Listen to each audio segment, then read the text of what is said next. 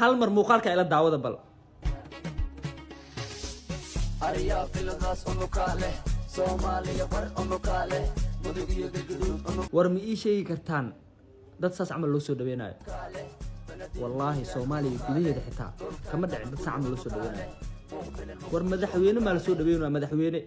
anaaba yaabanbo Farxiizona iyo Anjali iskoor ajibiseen gabdhaheena guuleysta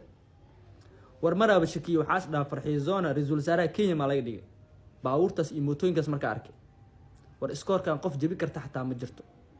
toogada dambana waxa waaye waxaan wax ka darnaa sameeynaa ma fahanteen marka Farxiizona iyo Anjali noolaada guuleysta